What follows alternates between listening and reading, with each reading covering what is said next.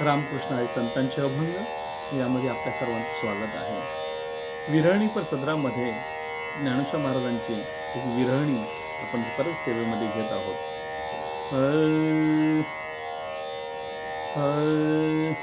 याती कुळ माझे गेले हरपून, याती कुळ माझे गेले हरपून, श्रीरंगा वाचोनी आणून येणे, श्रीरंगा वाचोनी आणून येणे, किती शिकवाल मज वेळोवेळा, किती शिकवाल मज वेळोवेळा, मी तव गोवळा रातली ये, मी तव गोवळा रातली ये, किती शिकवाल मज वेळोवेळा, किती शिकवाल मज वेळोवेळा, अष्टभोग भोगणे माते नाही चाड, अष्टभोग भोगणे माते नाही चाड, भक्ती प्रेम गोड,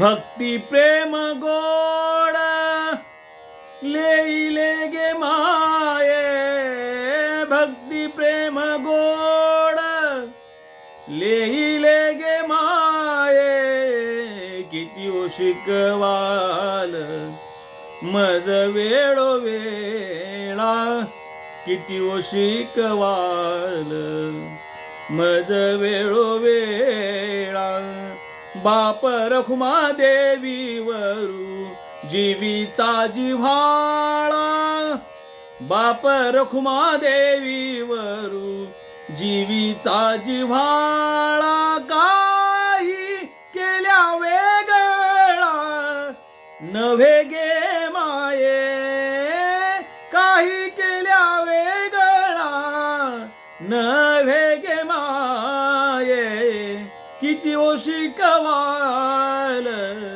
मज वेळोवेळा, किती शिकवाल मज वेळोवेळा. माऊली महावैष्णव संत श्रेष्ठ ज्ञानेश्वर भगवान आपल्या विरहणी भावामध्ये महाराज याती कुळ माझे गेले हरपून, ह्या पांडुरंगाच्या सावळ्या रूपामध्ये माझं पूर्ण कुळ हरपून गेलं, याती कुळ माझं हरपून गेलं. आणि किती हरपलं तर आता या श्रीरंगा वाचून आणखीन पुढे पाहण्याची इच्छा राहिली नाही.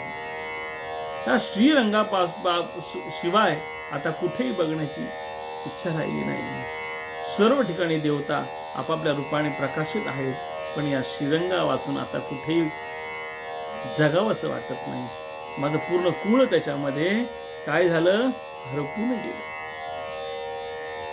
किती लोक मला शिकवतात, अगं असं नाही, असं आहे, अगं हे बरोबर नाही, हे बरोबर आहे. हे कितीही सांगितलं तरी आता मला काही याच्याशिवाय दुसरं बरं वाटत नाही. बरं वाटत नाही नव्हे, दुसऱ्याचा मला दुसऱ्या शब्द सुद्धा माझ्या कानात जावेत असं मला वाटत नाही. हा भाव एकविध भाव महाराजांचा इथे झाला. आणि मी तव गोवळा रातली ये, आता मला रात्रंदिवस त्या सख्याशिवाय दुसरं कोणाचाही वेध लागला नाही. अष्टभोग भोगणे माते नाही चाड, भक्ती प्रेम गोड लिहिले माय. 8 प्रकारचे भोग, अष्टभोग आता मला त्याच्याबद्दल चाड राहिली नाही, त्याच्याबद्दल मला आकर्षण राहिले नाही. कारण का, आता भक्ती प्रेम गोड, भक्ती प्रेम याचं शॉल अंगावरती किंवा याचं पांघरुण अंगावरती घेतलंय. भक्ती काय करते, तुमच्यामधलं प्रेम उल्हासित करते. म्हणून भक्ती सहित ते प्रेम आणि ते गोडच असतं. म्हणून भक्ती प्रेम गोड लिहिले गे माये. किती व शिकवाल मज वेळोवेळा मी तव गोवळा रातली. बाप रखमादेवर जीवीचा जिव्हाळा काही केल्या वेगळा नव्हे माया.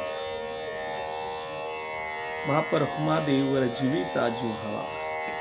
जिव्हाळ्याचं जसं पाणी असतं ते कधी आटत नाही. झरा असेल जिव्हाळ्याचा, विहिरीला झरा असतो, तसं आई ही जिव्हाळा असतं. आईला तू मुलं कितीही कधी कधी आईचा तिरस्कार करतात, आईला कितीचे शब्द बोलले जातात, पण आईचा जो जिव्हाळा आहे ना प्रेमाचा आपल्या मुलांबद्दल, तो कायम जागृत राहतो. तसा आईचा जिव्हाळा मुलांच्या प्रेमासाठी कायम प्रवाहित असतो. तसं महाराज इथे आपल्या अभंगातून सांगतात, बाप रखमादेवर जीवीचा जिव्हाळा आणि काही केल्या वेगळा नाही. आता मला त्याच्यापासून वेगळं होता येणार नाही. आता मला त्याच्यापासून वेगळं होता येणार नाही. असा माझा विठ्ठल सखा मायबाप, त्याच्या चरणावर मी समर्पित आहे. त्याच्या चरणावरची तुळशी झाली, त्याच्या चरणावरचे फुलं झाले, त्याच्या चरणाची चरणधूळ झाली. हा महाराजांचा भाव. अभंग ऐकत असताना भावाने ऐका. कसं गाता येतं हा भाग वेगळा, काय बोलता येतं, काय ज्ञान सांगतो तर भाग वेगळा. लोक म्हणतील की मग हे जर येतच नसेल तरी हा व्हिडिओ का बनवला जातो. हा व्हिडिओ बनवण्याचं कारणच एवढं आहे की माझ्या संत मायबापांनी किंवा तुमच्या संत मायबापांनी जे ज्ञानाचं भांडार आपल्याला दिलं आहे ते कुठंतरी आपण सर्वांनी उघडून बघावं, त्याच्या चरणावर नतमस्तक व्हावं आणि तो भाव आपल्या हृदयामध्ये उमटून घ्यावा. हाच यामागचा स्वच्छ, साधा, सरळ भाव आहे. रामकृष्ण.